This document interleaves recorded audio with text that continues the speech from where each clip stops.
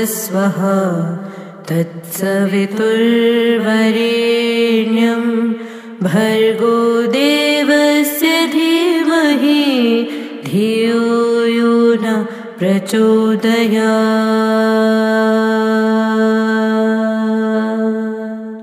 ॐ भूर्भुवस्वः तत्सवितुर्वरेण्यं भर्गो देवस्य धीमहि धियो यो नः प्रचोदयात्। गुड मर्निंग সবাইকে, কেমন আছো তোমরা সবাই? নতুন একটা সপ্তাহ, নতুন একটা উইকেন্ড জার্নি। আমি যাচ্ছি হচ্ছে কচুয়া ধামের উদ্দেশ্যে, যেখানে লোকনাথ বাবা জন্মগ্রহণ করেছিলেন। তো ঘড়িতে এখন সময় হচ্ছে 6:49 আর আমি চলে এসেছি যাদবপুর স্টেশনে। এবারে জার্নিটা একটু অন্যভাবে করছি, কারণ বাড়ি থেকে কুন্তলদার বাড়ি এলাম, ওখান থেকে বাসে করে এলাম হচ্ছে যাদবপুর স্টেশনে। যাদবপুর স্টেশন থেকে প্রথমে যাব হচ্ছে শিয়ালদা, আবার শিয়ালদা থেকে যাব হচ্ছে ট্রেন ধরে কাকড়া মির্জানগর। তো একটুখানি অন্যরকম জার্নি হবে, কিন্তু তোমরা তো জার্নি করবে শিয়ালদা থেকে। তো শিয়ালদা থেকে কাকড়া মির্জানগর যাওয়ার জন্য বা এই ট্যুরটা করার জন্য তোমাদের কি কি ট্রেন ভালো হবে দেখে নাও। তারপরে শিয়ালদা স্টেশনে গিয়ে ট্রেনে উঠে তোমার সাথে আবার কথা হচ্ছে।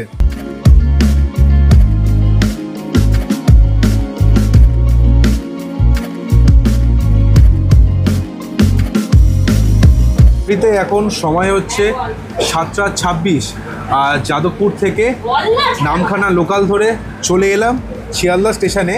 ওই ট্রেনটা নামালো হচ্ছে 16 নম্বর প্ল্যাটফর্মে, আর এবার আমি চলে এলাম 6 নম্বর প্ল্যাটফর্মে। এখানে 33515 শিয়ালদা হাসনাবাদ লোকালে করে যাচ্ছে হচ্ছে কাকড়া মির্জানগর। প্ল্যাটফর্মে পৌঁছানোর আগে ট্রেন এসে গেছে, সেজন্য সেটা তোমাদেরকে দেখাতে পারলাম না। এবার ট্রেন ছাড়ুক, ট্রেন যেতে যেতে তোমাদের এই ট্যুরের জন্য কি কি ট্রেন ভালো হবে, ট্রেনের টাইমগুলো, সেগুলো তোমাদের কিন্তু আমি স্ক্রিনে দিয়ে দিচ্ছি। এরপরে তোমাদের সাথে আবার ডাইরেক্ট দেখা হবে কাকড়া মির্জানগর পৌঁছে, আর মাঝখানে যদি পারি কিছু প্রাকৃতিক সৌন্দর্য দেখাবো। টাটা, দেখা হচ্ছে আবার কাকড়া মির্জানগর পৌঁছে।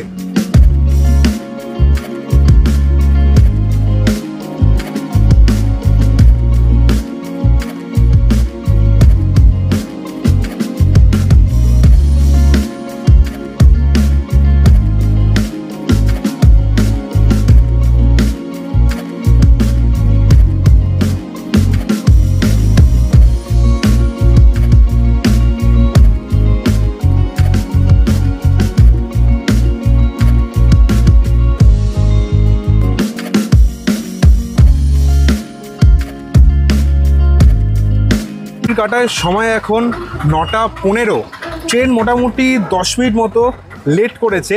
7:40-এ শিয়ালদা থেকে ছেড়েছিল, 9:15-তে এসে পড়লো কাকড়া মির্জানগর স্টেশনে। আর স্টেশনের বাইরে চলে এলাম, আর স্টেশনের বাইরে কিন্তু রয়েছে অটো টোটো স্ট্যান্ড, যা কিন্তু তোমাদের ডাইরেক্ট নিয়ে যাবে হচ্ছে লোকনাথ বাবা মন্দিরের সামনে। আমরা ডাইরেক্ট লোকনাথ বাবার মন্দিরে যাচ্ছি না, আমরা মাঝখানে। দাদা কোথায় যাচ্ছি? মাঝখানে দ্বাদশ কালী মন্দির আছে, সেখানটায় ঘুরে তারপরে আমরা যাবো। আচ্ছা, তোমরা যেমন শুনলে, লোকনাথ বাবার মন্দির যাওয়ার আগে দ্বাদশ কালী মন্দির ঘুরে তারপরে আমি যাবো হচ্ছে লোকনাথ বাবার মন্দিরে। অটো ভাড়া কত নিচ্ছে? 60 টাকা রিজার্ভ। ও, টোটো ভাড়া নিচ্ছে, অটো না টোটো ভাড়া নিচ্ছে হচ্ছে 60 টাকা রিজার্ভ করে আমরা যাচ্ছি। তো চলো তোমাদের দ্বাদশ কালী মন্দিরে গিয়ে দেখা হচ্ছে। যাওয়ার পথে আরও একটা কথা তোমাদের সাথে শেয়ার করে রাখছি। আমরা যেহেতু দ্বাদশ কালী মন্দিরটা দেখব, আর শেয়ার টোটো বা অটোতে এলে আমাদের জন্য তো দাঁড়াবে না, সে আমাদের নামিয়ে চলে যাবে। সেই জন্য আমরা ওখান থেকে পুরো টোটো রিজার্ভ করেই যাচ্ছি হচ্ছে লোকনাথ বাবার মন্দিরের সামনে, আর মাঝপথে দেখে নেবো হচ্ছে দ্বাদশ কালী মন্দির। আর তোমরা যদি শুধুমাত্র লোকনাথ বাবার মন্দির যেতে চাও ডাইরেক্ট স্টেশন থেকে, তাহলে কিন্তু তোমাদের শেয়ারে খরচা পড়বে 10 টাকা পার পার্সন। কাকড়া মির্জানগর স্টেশন থেকে অলমোস্ট 1 থেকে 1.5 কিলোমিটার টোটো জার্নি করে এসে পৌঁছালাম আজকের আমাদের প্রথম গন্তব্য দ্বাদশ কালী মন্দিরে। তো চলো তোমাদের এই ভালো করে এই কালী মন্দিরটা ঘুরিয়ে দেখাই, চলো যাওয়া যাক। এই কাকড়া দ্বাদশ কালী মন্দির আনুমানিক 650 থেকে 700 বছরের পুরনো। বাংলার নবাব আলীবর্দী খান এই জমি শ্রী ভোলানাথ চক্রবর্তীকে দান করেছিলেন এবং তিনি এই জমির মধ্যে এই মন্দিরটি স্থাপন করেছিলেন। ওম ত্রয়ম্বকম যজামহে সুগন্ধিম পুষ্টিবর্ধনম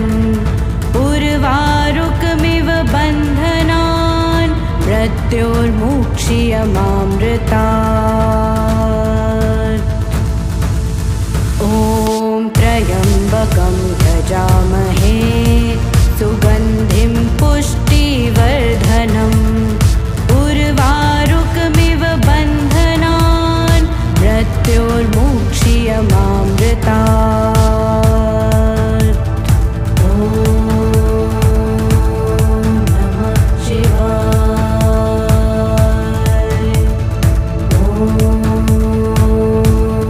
বাবা লোকনাথের জন্মস্থান কোথায়, চাকলা না কচুয়া, এই নিয়ে কিন্তু মানুষের মধ্যে একটা দ্বিমত ছিল। কিন্তু শ্রী নিত্যগোপাল সাহা এই নিয়ে হাইকোর্টে মামলা করেন এবং হাইকোর্টের রায় দেয় যে বাবা লোকনাথের জন্মস্থান এই কচুয়াতে। মা কালীর মন্দির দেখে চলে এলাম আজকের আমাদের ফাইনাল গন্তব্য লোকনাথ বাবার জন্মস্থান কচুয়া ধামে। মোটামুটি স্টেশন থেকে এই জায়গার ডিস্টেন্স হচ্ছে ওই 2.5 থেকে 3 কিলোমিটার, এক্স্যাক্ট আমি বলতে পারছি না, তাই মাঝখানে বললাম 2.5 থেকে 3 কিলোমিটার। আর মন্দিরে ঢোকার আগে একটা সুন্দর গেট আছে, তোমায় তো দেখালাম, সেটা অপূর্ব সুন্দর লাগছে। মানে লোকনাথ বাবার ভক্ত ছোটোবেলা থেকে পরীক্ষা দিতে যাওয়ার সময় ঠাকুরের নাম করে যায় বা যে কোনো সময় বাড়িতে পুজো হয়, তো এখনও পর্যন্ত কিন্তু লোকনাথ বাবার জন্মস্থানে আসতে পারিনি, এই প্রথমবার এলাম। তো ফার্স্ট টাইম কেমন এক্সপিরিয়েন্স হলো চলো তোমাদের একের পর এক বলতে থাকি।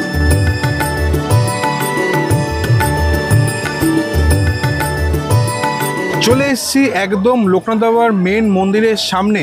মন্দিরের সময়সীমা হচ্ছে সকাল 8টা থেকে দুপুর 12টা, আবার হচ্ছে দুপুর 3টে থেকে রাত্রি 8টা পর্যন্ত।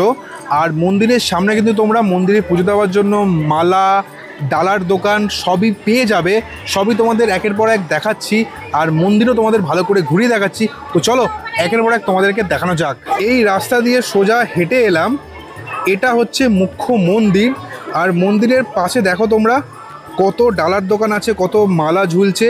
এখান থেকে তোমরা ডালা মিষ্টি সব কিনে মন্দিরের ভেতরে গিয়ে পুজো দিতে পারবে। 1730 খ্রিস্টাব্দে জন্মাষ্টমীর দিন বাবা লোকনাথ জন্মগ্রহণ করেছিলেন এবং ওই দিনেই ওনার পরম বন্ধু বেণীমাধব বন্দ্যোপাধ্যায়ও জন্মগ্রহণ করেছিলেন। এটা হচ্ছে মুখ্য মন্দির, আর এই মুখ্য মন্দিরের পাশে দেখো এরকম রাস্তা করা আছে, এদিকে চলে আসো। এই যে জায়গাটা দেখতে পাচ্ছ, এখানে তোমরা কিন্তু মোমবাতি ধূপকাঠি সব জ্বালাতে পারবে। এটার ভেতরে তোমাদের নিয়ে যাচ্ছি। আর এই যে মন্দির দেখছো, এই মন্দিরের পাশে যে মন্দিরটা তোমরা দেখতে পাচ্ছ, এই রাস্তা দিয়ে গেলে ওখানে গেলে কিন্তু তোমরা লোকনাথ বাবার একটি মূর্তি দেখতে পাবে, যে মূর্তিতে তোমরা কিন্তু জল ঢালতে পারবে, বাবাকে স্নান করাতে পারবে। তো চলো তোমাদের এই জায়গাটা দেখিয়ে নিয়ে তারপরে ওই জায়গাটায় নিয়ে যাচ্ছি। মাত্র 11 বছর বয়সে সন্ন্যাস গ্রহণ করে বন্ধু বেণীমাধব বন্দ্যোপাধ্যায় ও গুরু ভগবান গাঙ্গুলিকে সঙ্গে নিয়ে বাবা লোকনাথ রওনা দিয়েছিলেন কালীঘাটের উদ্দেশ্যে সাধনা করার জন্য। কিন্তু তখন কালীঘাট ছিল বহু জনবহুল জায়গা, প্রচুর মানুষের সমাগম হতো ওইখানে। এই কারণে ওনাদের সাধনা করতে অসুবিধা হয়, সেই কারণে তারা কালীঘাটকে ছেড়ে নির্জন স্থানে চলে যান সাধনা করার জন্য। এটা হচ্ছে মুখ্য মন্দির, এখানে তোমরা মোমবাতি ধূপকাঠি জ্বালাতে পারবে, এখানে তোমরা বাবার মাথায় জল ঢালতে পারবে। আর তার ঠিক পেছন দিকে হচ্ছে দুধ পুকুর, যেখান থেকে তোমরা জল তুলে এখানে তোমরা বাবার মাথায় জল ঢালতে পারবে। এইটা হচ্ছে মুখ্য মন্দির। মুখ্য মন্দির থেকে মোটামুটি 100 পাও হবে না। এটা দেখতে পাচ্ছ তোমরা যে অফিস কাউন্টার, এখান থেকেই তোমরা কিন্তু ভোগ প্রসাদ খাওয়ার জন্য কুপন কিন্তু তোমরা এখান থেকেই কাটতে পারবে। তো চলো কেমন কি কুপনের খরচা সেটা তোমাদের দেখিয়ে নিই। এই যে তোমরা দেখতে পাচ্ছ, এটাই হচ্ছে খরচার তালিকা। 1 জুলাই 2025 থেকে কিন্তু প্রত্যেকটা জিনিসের দাম বেড়ে যাচ্ছে একটু করে, তোমরা দেখতেই পাচ্ছ। পোলাও এবং ফ্রাইড রাইসের খরচা হচ্ছে 80 টাকা, খিচুড়ি ভোগের খরচা হচ্ছে 50 টাকা, আর বাড়িতে পার্সেল করে নিয়ে যাওয়ার জন্য খরচা হচ্ছে 80 টাকা। 1 জুলাইয়ের আগে কিন্তু এই খরচাটা কিছুটা কম ছিল। এই যে দেখে নাও দুপুরে প্রসাদ গ্রহণের সময়সূচি, যে প্রথম, দ্বিতীয়, তৃতীয়, চতুর্থ, শেষ পর্যায়ে কখন কোন কুপনের কালার, কখন কোন কুপনে তোমরা গিয়ে প্রসাদ খেতে পারবে। আমরা প্রথম পর্যায়ের কুপন পাইনি, লাল কুপন পাইনি, আমরা পেয়েছি হচ্ছে হলুদ কুপন। এই যে তোমরা দেখে নাও, তোমরা যদি নিজের গাড়ি 2 চাকা, 3 চাকা, 4 চাকা, বড় বাস নিয়ে আসতে চাও, 6 চাকার গাড়ি নিয়ে আসতে চাও, কেমন কি পার্কিংয়ে খরচা আছে তোমরা সেটা দেখে নাও। কুপন কেটে নিলাম, আমি আর কুন্তলদা এসছি। দুটো কুপন কাটলাম, হলুদ কুপন পেলাম। এর মানে হচ্ছে দুপুর 1:10 আমাদের টাইমিং। কুপনে দেখতে পাচ্ছ 60 টাকা, কারণ আমরা এসছি হচ্ছে 1 জুলাইয়ের আগে, সেই জন্য 60 টাকা খরচা পড়লো পোলাও আর ভাত। আর তোমরা যদি 1 জুলাইয়ের পরে আসো এটা কিন্তু হয়ে যাবে 80 টাকা। আর তোমাদের যেমন নতুন মন্দিরটা দেখালাম, তোমাদের এবার লোকনাথ বাবার পুরনো মন্দিরও দেখাবো, যেখানে লোকনাথ বাবার পৈতে হয়েছিল। আর তোমাদের একটা কথাই বলবো যে তোমরা যখনই এখানে চলে আসবে প্রথমেই এই কুপন কাউন্টারে এসে কুপনটা কেটে নেবে, কারণ প্রথম যে কুপনটা এটা কিন্তু 12টা থেকে 12:30টার মধ্যে তোমরা কিন্তু বসে খেতে পারবে। তত তাড়াতাড়ি তোমরা ভোগ প্রসাদ খেতে পারবে, তত তাড়াতাড়ি কিন্তু তোমরা ট্রেন ধরে বাড়ির জন্য রওনা দিতে পারবে। আমরা ফার্স্ট স্লটটা পেলাম না, সেই জন্য সেকেন্ড স্লটেই বসে খাবো, যেহেতু আজকে রোববার, হয়তো ট্রেনে কম ভিড় হবে, সেই জন্য ঠিক আছে। বাকি যে জায়গাটা এবং পুরনো যে মন্দিরটা সেটা তোমাদের ভালো করে ঘুরিয়ে দেখাই।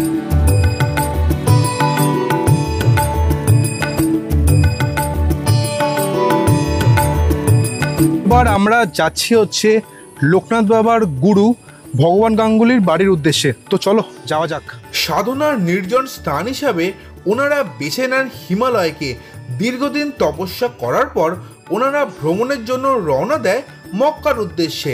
মক্কায় দীর্ঘদিন কাটানোর পর তারা আবার ফিরে আসে বারাণসীতে এবং সেখানে এসে ভগবান গাঙ্গুলির বয়স হয়ে যাওয়ার জন্য তার শিষ্যদের সমস্ত দায়িত্ব সঁপে দেন তৈলঙ্গ স্বামীর হাতে।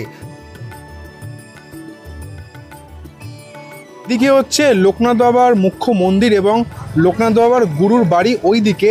আর এর ঠিক অপোজিটে যেমন তোমরা দেখতে পাচ্ছ একটা তোরণ, এর ভেতর দিয়ে গেলে তোমরা দেখতে পাবে লোকনাথ বাবার বাল্য বন্ধু বেণীমাধব বন্দ্যোপাধ্যায়ের বাড়ি। তো চলো ওই দিকেই যাওয়া যাক। তারপর বাবা লোকনাথ এবং তার পরম বন্ধু বেণীমাধব বন্দ্যোপাধ্যায় বেরিয়ে পড়েন বিশ্ব ভ্রমণ করতে। সবশেষে বেণীমাধব বন্দ্যোপাধ্যায় চলে যান কামাখ্যায় এবং বাবা লোকনাথ চলে আসেন বাংলাদেশের বারোদিতে। আর এখন যে বাড়িটি তোমরা দেখতে পাচ্ছ এটি হচ্ছে বেণীমাধব বন্দ্যোপাধ্যায়ের বাড়ি।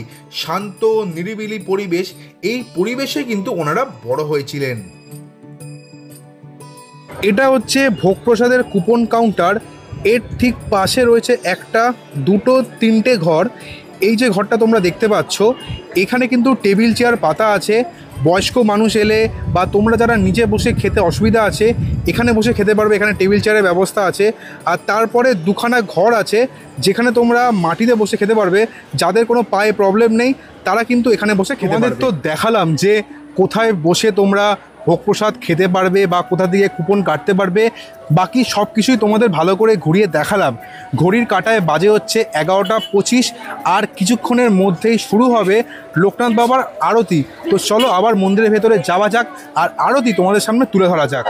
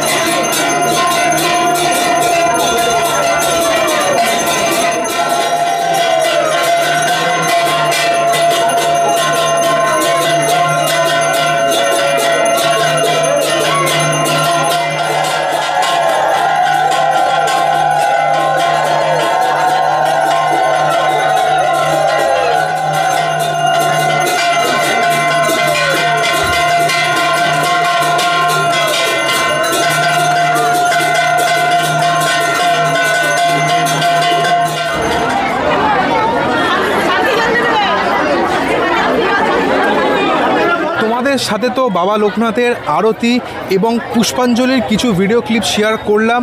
আজকে কিন্তু ভালো ভিড় আছে, সেই জন্য হয়তো ভিডিওর মধ্যে কারুর মাথা কারুর মুখ এসে গেছে, অনেক জায়গায় ভিডিও একটু অস্পষ্ট হয়েছে, তার জন্য আই এম এক্সট্রিমলি সরি। তোমরা বুঝতেই পারছো ঘড়ির কাঁটায় সময় হচ্ছে 12:30।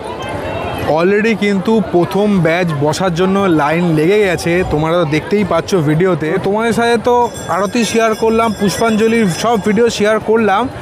আমাদের ব্যাচ হচ্ছে 1টার পরে, তো তার জন্য একটু বসে আছি। তো ব্যাচে গিয়ে কি খাওয়া দাওয়া দিচ্ছে তখন আবার কথা হচ্ছে। ঘড়ির কাঁটায় সময় হচ্ছে 1:30, 1:10 সেকেন্ড ব্যাচ বসার টাইম ছিল, কিন্তু ফার্স্ট ব্যাচে এত লোক বসেছে সেই জন্য মোটামুটি 20 মিনিট মতো লেট হয়েছে। তোমায় তো কুপনটা দেখিয়েছিলাম, কুপনের একটা সাইড ছিঁড়ে ওনারা রেখে দিল আর একটা সাইড আমাদের দিয়ে দিল। বসে পড়েছি, একটা ঘর অলরেডি ফুল হয়ে গেছে, আর যেখানে লোক মানে টেবিল চেয়ারে বসে খাবে সেই ঘরও কিন্তু অলরেডি ফুল হয়ে গেছে। তো আমরা সেকেন্ড ঘরটায় বসে আছি, তো খাওয়া দাওয়া এলে আবার কথা হচ্ছে।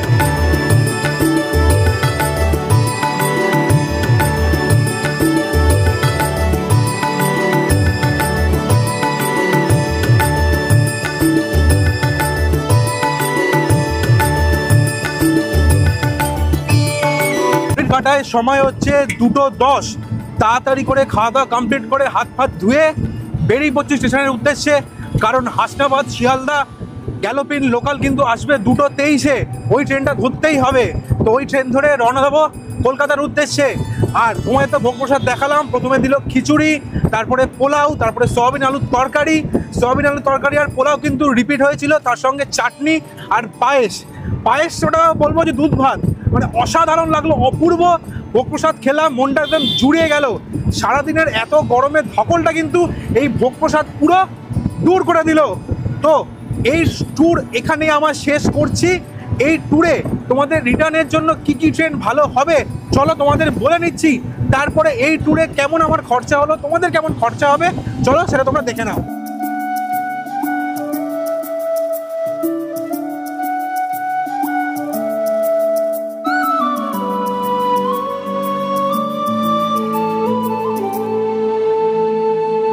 তোমাদের সাথে তো কস্টিংটা শেয়ার করলাম, আর এই ছোট্ট ভিডিওটা তোমাদের কেমন লাগলো অবশ্যই কিন্তু কমেন্ট করে জানাবে।